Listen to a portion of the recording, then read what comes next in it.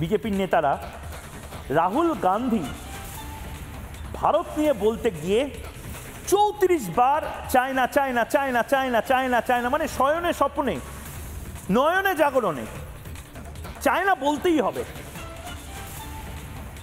রাহুল গান্ধী কি চীনের দালাল?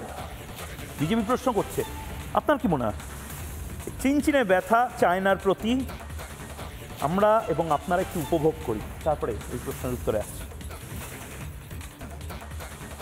The Chinese to the Chinese. All the components of this phone are made in China. The network that has produced this phone is made in China, is owned by China. All the components of this phone is owned by China. Chinese shirt, pair of Chinese to China. Because some Chinese youngster is owned by China. By China has that the Chinese, China is China, Chinese, China is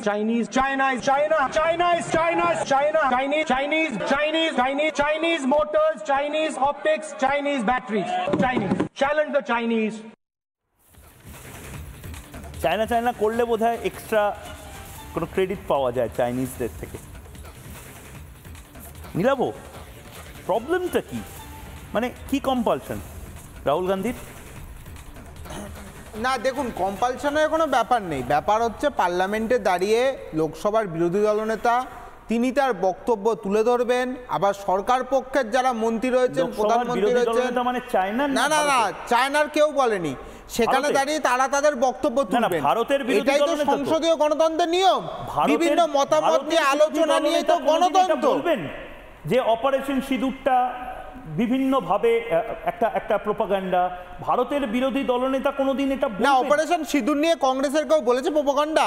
Rahul Gandhi বলেছেন operation সিঁদুর নিয়ে আমাদের আপত্তি আছে। রাহুল গান্ধী বোধহয় ISF করে নাকি এখন, নওশাদ সিদ্দিকীর সাথে এখন পলিটিক্স করে না। রাহুল গান্ধী কি বলেছে অপারেশন সিঁদুর নিয়ে আমাদের আপত্তি আছে?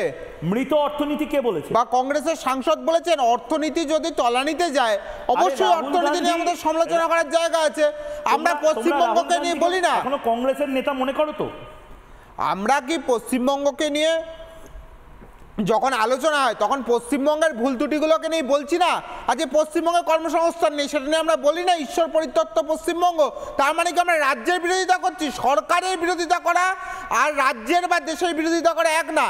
আমাদের গণতন্ত্রের নিয়ম অনুসারে রাহুল গান্ধীকে কেউ কি এই অ্যাসিওরেন্সটা দিয়েছে যে তার দলের লোকেরা চায়নার বেজিং শহরের পঞ্চায়েত নির্বাচনে দাঁড়াবে, বা ওই উহান, সেই উহানের কোনো একটা লোকসভা নির্বাচনে কংগ্রেসের থেকে প্রতিদ্বন্দ্বিতা করবে? এত চায়না করে কেন রাহুল গান্ধী? চায়না ব্যাপারটা না, ব্যাপার হলো গণতন্ত্রে দাঁড়িয়ে।